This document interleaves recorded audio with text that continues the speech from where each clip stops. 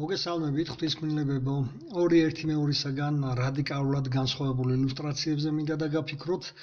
აქ ასახულია ის, რაც დღეს მთელს პლანეტის მოსახლეობას თავს ხდება, ომებით გამოწვეული ეს ვაი, სტიქიური უბედურებები, მომაკვდინებელი ეს დაავადებები, სიღარიბით და შიმშილით გამოწვეული ვაი. მოკლედ, მთელი ეს ტანჯვა და უბედურება, რაც აწუხებს კაცობრიობას. და ამის საპირისპირო ილუსტრაციები, სადაც ერები ხარობენ ერთობით, ხარობენ დიდი მშვიდობით, უფასო და ყველასთვის ხელმისაწვდომი საკვებით, კარგი სრულყოფილი ჯანმრთელობით და ტკბებიან სიცოცხლით. ჩემი კითხვა ასეთი იქნება, ყველა ღვთის მორწმუნე ადამიანის მიმართ, არა აქ ეხლა ამას მნიშვნელობა, რომელი რელიგიის მიმდევარი ხარ, მუსლიმი ხარ, კათოლიკე, მართლმადიდებელი, თუ სხვა რომელიმე რელიგიის მიმდევარი, ყველა ღვთის მორწმუნე ადამიანს გისვავთ აი ამ კითხვას. როდესაც შემოქმედი ქმნიდა ჩვენს საცხოვრებლად პლანეტას, რომელიც ჩვენი ყველას საერთო სახლია. როგორი იყო მისი განზრახვა? რა უნდოდა მას ჩვენთვის, მისი ქმნილებებისათვის, როგორი ცხოვრება? ის, რაც დღეს მდგომარეობით ხდება მთელ მსოფლიოზე და ამდენი ტანჯვა, ამდენი ვაი, თუ ეს უკანასკნელი, ეს ბედნიერებით ახსავსე ადამიანები, ყოველგვარი ტანჯვის, ტკივილის, ვაის გარეშე რომ გაეხარათ სიცოცხლით. ახლა იმედი მაქვს აი ამ სისასტიკეში იმ ყველაფერში რაც დღეს ხდება ადამიანების თავს მზრუნველი სიცოცხლის მომცემს და აი ამ დიდებულ შემოქმედ ღმერთს არავინ ადანაშაულებთ. თუმცა არც პასუხები არ გაქვთ, რაც მთელს მსოფლიოზე ხდება, რატომ ხდება და თქვენი რელიგიური წინამძღოლები, რომლებიც სინამდვილეში რელიგიური მეზღაპრეები უფრო არიან ვიდრე ღვთის სიღრმეების მცოდნეები, ვერ გთავაზობენ თქვენს აი ამ კითხვებზე პასუხებს, ვერც ნუგეშს და ვერც სამომავლო რეალურ იმედს გაძლევენ, თუ არ ჩავთვლით მზღაპრებს, რასაც ისინი გიყვებიან ხოლმე. არადა ჭეშმარიტება ძალიან მარტივია. მას არ ჭირდება ფილოსოფიაში გადავარდნა. მოდით ვნახოთ აი ამ ყოველიოზე, როგორი მარტივი და უბრალო ენით გვპასუხობს ბიბლია. ნახეთ თქვენს ბიბლიაში, ბოლოდან გადაფურცნეთ, ბოლო წიგნი ნახეთ ბიბლიის გამოცხადება, თუ ცალკე ახალი აღთქმა და ფსალმუნები გაქვთ, ბოლოდან მეორე იქნება ეს წიგნი. მე აქაც კვლავ გამოვიყენებ საპატრიარქოს მიერ 1999 წლის გამოცემულ ბიბლიას და ნახეთ გამოცხადებას რომ ნახავთ, მე-12 თავი ნახეთ და აი ამ თავში მე-7, მე-8, მე-9 მუხლებს შევეხები. მოდით ჯერ შევეხოთ მე-7, მე-8 მუხლებში აღწერილ აი ამ ბრძოლას. აქ აღწერილია ეს ბრძოლა, რომელიც გაიმართა ზეცაში ორ დაპირისპირებულ მხარეებს შორის. ეს არ არის რა თქმა უნდა შეიარაღებული ბრძოლა, რაც მიწაზე ხდება, აქ არის მსჯელობითი აი ეს შეჯიბრობითი პრინციპით აი ეს მსჯელობა, კამათი, ხო? აი ამ ბრძოლაზეა საუბარი, დაპირისპირებულ მხარეებს შორის ესენი არიან სულიერი ქმნილებები, აქ ნახსენებია ურჩხული და ეს არ არის პირდაპირი გაგებით ურჩხული, არამედ ესაა ანგელოზების გვარის ერთ-ერთი რანგის სულიერი ქმნილება, რომელმაც აი ეს ბრალი დაждო უზენაეს ღმერთს, სიცოცხლის შემოქმედს, რომ მისი მმართველობა არ იყო სამართლიანი მმართველობა და რომ ის ზღუდავდა ადამიანებს თავიანთ არჩევანში და ფაქტიურად მოსთხოვა რომ ადამიანებისთვის მიეცა საშუალება თავად მოესინჯათ მმართველობის ფორმები. გარდა ამისა, თავად ადამიანებსაც დაждო წუნი, რომ ისი ეს ქმნილებები იყვნენ ეგოცენტრული ქმნილებები და თუ კი შემოქმედი შეწყვეტდა მათ მფარველობას და დაცვას, განსაცდელების პირისპირ ადამიანები ზურგს შეაქცევდნენ შემოქმედს საკუთარი ტყავის გადასარჩენად. ზეცაში აი ამ ორ მხარეს შორის გამართული კამათის შედეგად გამოჩნდა აი ამ სულიერი ქმნილებების მოტივიც, რის საფუძველზეც მას უწოდეს სწორედ ეს წოდებები, რაც ახლა აქ მე-9 მუხლში იკითხება, ეს მისი თვისებებიდან გამომდინარეა ეს წოდებები. აქ გამოუკვეთილია როგორც დიდი ურჩხული, ასევე მას უწოდებენ დასაბამის გველს. რატო ეწოდება დასაბამის გველი? იმიტომ რომ მან დასაბამითვე სანამ კაცობრიობა მოევლინებოდა პლანეტას, ორი ადამიანი როდესაც ცხოვრობდა მხოლოდ ერთი წყვილი, ისინი შეიყვანა შეცდომაში და გველის გამოყენებით მოახდინა ეს. აი როგორც მუცლით მეზღაპრე, როდესაც თოჯინას ამეტყველებს, ბავშვებს გონიათ რომ თოჯინე ლაპარაკობს, სინამდვილეში კულისებში დამარულია მეზღაპრე, ხო? აი მსგავსად ამისა, გველის გამოყენებით მან შეიყვანა შეცდომაში ადამიანთა პირველი წყვილი და დასაბამიდანვე იქიდან უკვე ამიტომ მოიხსენიება იგი დასაბამის გველად და თან ეს მისი მიდგომაც დღესაც ხმარობენ ამ სიტყვას, ხო, გველურად მიოდგაო. აი ესეთი მიდგომით აცდუნა ისინი. აქ ვკითხულობთ, რომ შემდეგი მისი წოდება არის ეშმაკი, რაც ნიშნავს ცილის წამებელს. რატომ ეშმაკი? იმიტომ რომ ცილი დასწამა შემოქმედს, რომ ის უსამართლო და დესპოტი მმართველი იყო. შემდეგი წოდება მისი არის სატანა, რაც ეს ნიშნავს მოწინააღმდეგეს. ამიტომ უწოდეს, რომ ის დაუპირისპირდა უზენაეს და მოითხოვა თავისი განაცხადის დასამტკიცებლად მისთვის მიეცა დრო და უფლება, რათა დაესაბუთებინა, რომ ადამიანებს შემოქმედი ღმერთის გარეშეც შეეძლოთ ბედნიერების მიღწევა და ნების თავისუფლებიდან გამომდინარე აუცილებლად თავიანთი არჩევანი თავად უნდა გაეკეთებინათ თუ როგორ სურდათ რომ ეცხოვრათ.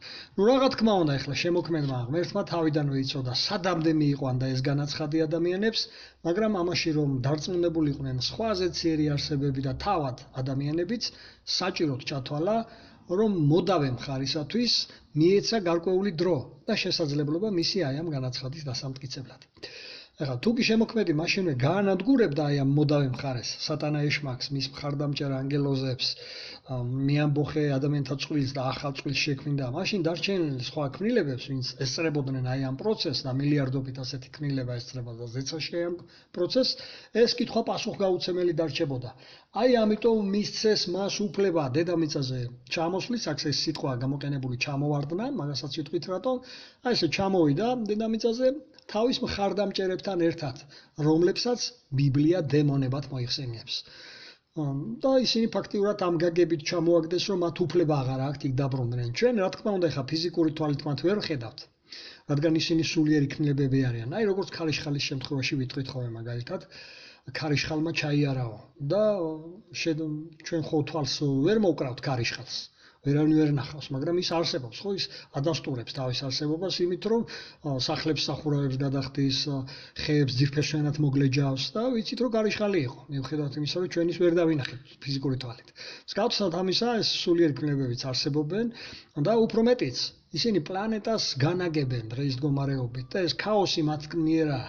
აქ მერვე მუხლიდან ვიგებთ, რომ მათ სამუდამოდ ჩამოერთვათ ზეცაში ყოფნის უფლება და ისინი აი ამ გაგებით აღმოჩნდნენ ეგრეთ წოდებულ ტარტაროსში. ამასაც ვერ ხსნიან რელიგიური ლიდერები, ას ნიშნავს ეს ტარტაროზი, ეს ნიშნავს მდგომარეობას, რომ ისინი ვეღარასოდეს წარსდგებიან შემოქმედის წინაშე და სხვა სულიერი ქმნილებების წინაშე თავიანთი განაცხადებით და ისინი იმყოფებიან აი ამ რეჟიმში, რომელსაც ქვია მათი განადგურების მოლოდინის რეჟიმი. აი ეს არის ტარტაროზი და მეცხრე მუხლში მთელი სამყაროს მაცდურს აი უწოდებს აი ეს მონაკვეთი სატანას. რატო ქვია მთელი სამყაროს მაცდური? მან შეცდომაში შეიყვანა როგორც სხვა ანგელოზები და ამგვარად აქცია ისინი დემონებად, ასევე აცდუნა ადამიანთა პირველი წყვილი, ჩაითრია ისინი შემოქმედის წინააღმდეგ ამბოხებაში, მაგრამ მათი მეშვეობით მთელი კაცობრიობა ჰყავთ ცდუნებაში და როგორ დააკვირდით და მთელი კაცობრიობა ფაქტიურად მისი მონობაშია. და რატომ ვამბობთ ასე? მონათმფლობელობის იცით წესრიგი როგორ იყო ხოლმე, როდესაც ორი მონა იყოლიებდა შვილს, ვისი ბატონის ქვეშაც ეს მონები იყვნენ, ის შვილიც ავტომატურად იმ ბატონის მონობაში რჩებოდა. აი მსგავსად ამისა, რადგან პირველი წყვილი შეცდა, მათი გენით, მათი მემკვიდრეობა, მთელი კაცობრიობა აღმოჩნდა სატანა ეშმაკის ტყვეობაში და ფაქტიურად ცდუნებაშია შეყვანილი მთელი მსოფლიო. რა მოყვა ახლა ამას შედეგად, მის აი ამ ჩამოვარდნას, მის ჩამოსვლას პლანეტაზე, ვკითხულობთ უკვე აგერ მე-12 თავი, ამ მე-12 მუხლში, შემდგომი მუხლია, ზეცაში დიდი სიხარული გამეფდა, რადგან ასეთი ვერაგი და მეამბოხეები მოიშორეს იქიდან, თუმცა დავაკვირდეთ, აქ ესე სიტყვაა გამოყენებული ვაი დაატყდა თავს თელს კაცობრიობას. ეს სწორედ ის ვაია, რის გამოც კნესიან დღეს ადამიანები იმ მიზეზებით, რომელიც თვითონ თავიანთი მართლობის ფორმებით გამოიწვიეს. რა მართლობის ფორმაც არ უნდა მოსინჯონ ადამიანებმა, ყველა მოიტანს მტკივნეულ შედეგს. ერთი ფენა ყოველთვის იბატონებს მეორეზე. ყოველთვის იქნებიან დაჩაგრულები, რადგან ჩვენ არ ვიყავით შექმნილი იმისათვის, რომ ერთი მეორე გვემართა. ამისათვის არ ვართ შექმნილები. ადამიანებს თუ აკვირდებით, დიდი უმეტესობა ვერ მართავენ საკუთარ თავებს. ოჯახის თავები ვერ მართავენ ოჯახებს. და ამ დროს ძალაუფლების მოყვარულ აი ამ კაცუნებს, ტირანებს პრეტენზია აქვთ სხვების მართვაზე, სახელმწიფოების მართვაზე, მასების მართვაზე და სწორედ აი ამ სურვილს აღვივებს ეშმაკი ადამიანებში ძალაუფლებისაკენ სწრაფის სურვილს და ამის შედეგად ყოფს კაცობრიობას და მე ბატონობს თავად. ეს კარგად გამოჩნდა მაშინ, როდესაც თუნდაც იესო ქრისტეს მოუწყო გამოცდა, ჩვენ შეგვიძლია ვნახოთ ეს, აგერ დავურთავ ლუკას სახარებაა, მე-4 თავი, მე-5, მე-6, მე-7, მე-8 მუხლებს. ნახეთ, როდესაც იესოს თავაზობს ძალაუფლებას, დიდებას, აქ მეხუთე მუხლიდან ჩანს, რომ ეშმაკი იესოს სასწაულებრივად უჩვენებს იმ დროინდელ, მაშინ რომელიც სამეფოებიც იყო რომის იმპერიის ჩათვლით, როგორც სლაიდები ესე შოუ გაუმართა ზეცაში, აჩვენა სასწაულებრივად ეს სახელმწიფოები იმ დროინდელი და მეექვსე მუხლიდან ვიგებთ, რომ შესთავაზა იესოს ხელმწიფება ქვეყნიურ სამეფოებზე და ძალაუფლება. მაგრამ ჩვენ მოდი მივაქციოთ ყურადღება მეექვსე მუხლის მეორე ნაწილს. ქრისტიანებიც ასე უნდა ვიქცეოდეთ, როგორც იესო იქცევა. საიდან ჩანს, რომ ქვეყნიერების ყველა სამეფო, ყველა სტრუქტურა მისი ეშმაკის გეგმის ნაწილია, მთლიანი პოლიტიკა, მსოფლიოსი. ის ბატონობს კაცობრიობაზე, აქ ჩანს, აგერ ეშმაკი ეუბნება იესოს ასეთ სიტყვებს. ჩემი კი არ არის ეს, ამ სიტყვას მიაქციეთ ყურადღება, რას ეუბნება. მე მაქვს მოცემულიო. აი, მოცემული რას ნიშნავს? იგი რომ შემოქმედება მისცა მას, დაუწყო გარკვეული დროით. და დააკვირდით მის მეორე სიტყვებს, ნახეთ, ვისაც მინდა იმას მიუცემო. და ყველას ვისაც აძლევს მართლაც ძალაუფლებას აი ამ თავის სამეფოებში უმეტესობა მის მიერ შერჩეული მისი მარიონეტი კანდიდატებია და ამიტომაც გვაქვს ასეთი მსოფლიო როგორიც გვაქვს მთელი რიგი იმ უბედურებებით რომელსაც თანსდევს აი ეს ადამიანების ტანჯვა და აი ეს ვაი რომელიც აქ იკითხება უკვე გამოცხადების მე-12 მუხლში ეს ეშმაკი სასტიკ რისხვას აფქვევს კაცობრიობაზე თავისი აი ამ მარიონეტების, ძალაუფლების და აი ამ დიდების მოყვარული ადამიანების ხელით. მათ შორის იმ გველებით, რომლებიც არიან რელიგიური ლიდერები, რატომ არიან ისინი გველებად და რომლებიც თავადაც ძალაუფლების და დიდების მოყვარულები არიან და მიტვასნებულები არიან სახელმწიფო ლიდერებს და არ ჩანან ხოლმე, მაგრამ ხშირ შემთხვევაში ისინი манипуლირებენ მათით, უბიძგებენ აი მოსახლეობის პოლარიზებისაკენ, რეპრესიული კანონების მიღებისაკენ, აკეზებენ ხოლმე ძალადობისაკენ, ომების გაჩაღებისაკენ თუ გადახედავთ სოფლიო ისტორიას, სწორედ ამით არის მთელი ძალადობა, ტერორისტული აქტები, ომები, სწორედ რელიგიურმა ლიდერებმა გააღვიეს მათი მოწოდებებით, რომლებმაც გავლენა მოახდინეს აი ამ პოლიტიკოსებზე. მაგრამ მოდით ახლა ყურადღება გადავიტანოთ მე-12 მუხლის ბოლო ხაზზე, იმიტომ რომ ამ ვიდეოს მიზანი, სწორედ აი ამ თემის მიზანი ეს არის, რომ ბოლო სიტყვები გავიგოთ, დასკვნა როგორია, რაზეც წარმოდგენა არა აქვს ადამიანთა უმეტესობას. აქ ვიგებთ, რომ ეს უსასრულოდ არ გაგრძელდება, რადგან ეშმაკს აი ამ ყველაფრისათვის შემოქმედმა ჩაურთო წამზომი. ანუ გარკვეული დროით მისცა ქვეყანაზე თარეშის უფლება და არა უსასრულოდ. აი როგორც ფეხბურთში ეხოა ხოლმე, დანიშნულია დრო, ხო, როდის უნდა დამთავრდეს ფეხბურთი. მაგრამ ბოლო წუთები რო რჩება, განსაკუთრებით ის გუნდი გააქტიურდება ხოლმე, რომელიც წაგებაშია. რაც ხელი თამაში არ უთამაშია, შეიძლება ბოლო წუთებში გააქტიურდნენ, მთელი ენერგია დახარჯონ იმისათვის, რომ იქნება ერთი გოლი მაინც კიდევ რაღაცა ქნან, ხო? და აი ეს დრო იწურება ეშმაკისთვის, ვინც ვიცით ბოლო ჟამის ნიშნები, შეიძლება ითქვას, რომ ბოლო ჟამში ვიმყოფებით. ფაქტიურად ეს დრო უკვე ამოწურული და ამიტომაც აქტიურობს განსაკუთრებით აი ამ ბოლო დროს მთელ მსოფლიოში ეშმაკი.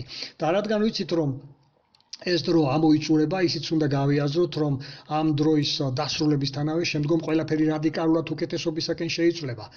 აი როგორც მაგალითად ფეხბურთში ჩახბერავს ხოლმე საჯი სასტენს და ამით მორჩა და გამოიკვეთა რომელია გამარჯვებული და რომელიც აგებული, აი ესე დააყვირებს არა სასტენს, არამედ საყვირს ერთ-ერთი ანგელოზი და მეორე დღიდან უკვე დაიწყება არმაგედონის მეორე დღიდან იესო ქრისტეს 1000 წლიანი მმართველობა.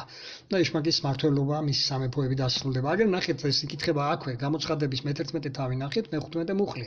აქ ხედავთ როგორ სრულდება ეშმაკის თარეში ქვეყანაზე, როგორ იღებს თერს ძალაუფლებას ჩვენს პლანეტაზე იესო ქრისტე, თუ რა შედეგები მოყვება იესოს მმართველობას, რა რადიკალურ ცვლილებებზეა უკვე საუბარი, ესენი მოისმინეთ ჩემ გვერდზე თუ შემოხვათ, რიგით ნომრები ფრჩხილებშია მოცემული 105, 106, 107 ვიდეო რგოლები, ამის წინა ვიდეოებია. ახლა კი მოდი დავაკონკრეტოთ, რა ელის წინ აი ამ არმაგედონის დროს ყველა იმ გაერთიანებას, ყველა იმ სახელმწიფოს, ყველა იმ მმართველობის ფორმას თუ ძალაუფლებას, რაც კი ადამიანებს შეუქმნიათ ეშმაკის მმართველობის ქვეშ. კორინთელთა 2 წერილია ახალ აღთქმაში, ნახე პირველი წერილი, მე ნახე მე-15 თავი 24 მუხლი. აქ უკვე აღწერილია იესო თავის 154,000-თან ერთად და ძლევამოსილ ანგელოზებთან ერთად, როგორ დაუბრუნებს პლანეტას მის ლეგიტიმურ მმართველს, შემოქმედ ღმერთს და ჩვენ ზეციერ მამას და როგორ დაასრულებს ყოველგვარ მთავრობას, ხელმწიფებას, ძალაუფლებას და მოდით ახლა აი ამ ჩემ მსმენელებს, გულწრფელი მსმენელები ვინც ხართ, მინდა ესეთი მოგიწოდოთ, რომ ვაღიაროთ, რომ ადამიანებმა ვერ მართეთ სწორად პლანეტა. ამიტომ ჯობია პლანეტა მართოს მან, ვინც ის შექმნა. რადგან თუ რამე გამოიწვიეს, ყველაფერი გამოიწვიეს ადამიანებმა. და ამისათვის შექმნა ღმერთმა თავისი სამეფო, რომელზეც დღეს მსოფლიოში ლოცულობენ, რომ მოვიდეს სუფევაჟენი, როგორც საშიაო, ისევე მოვიდეს ქვეყანასა ზედაო. აი ეს მლოცვას გაეცემა მაშინ პასუხი, როდესაც ქრისტეს მეფობა სრულად მოიცავს ეს პლანეტას და თუ რას ნიშნავს ქრისტეს მეფობა. უნდა შემოხვიდე ჩემ გვერდზე და მოისმინო რიგით 92 ვიდეო რგოლი, რომელსაც YouTube-ის ადმინისტრაცია ბლოკავს პირდაპირ. იქ არ ვიცი ფულს უხდიან რა ხდება, მაგრამ აქაც რადგან სატანის ქვეყნიერება ეს ყველაფერი ჩვეულებრივ მათი ჩარევით ხდება, დემონების ჩარევით და ცდილობენ დაბლოკონ აი ეს ვიდეო განსაკუთრებით 92 მოისმინე, თუ როდის გამეფდა ქრისტე, ვის მიერ მიეცა მას მეფობა, რას ნიშნავს ქრისტეს მეფობა და დიდი სიხარული ელოდება ყველა მათ იმ პიროვნებას, ვინც ველით ქრისტეს მეფობას, ხოლო ვინც წინააღმდეგობას გაუწევთ ქრისტეს აი ამ სამეფოს, ვინც არ ცნობთ ღვთის ამ სამეფოს კონსტიტუციას და მის თანახმად არის ცხოვრეთ, მათ დიდი განადგურება ელოდება, სამუდამო განადგურება.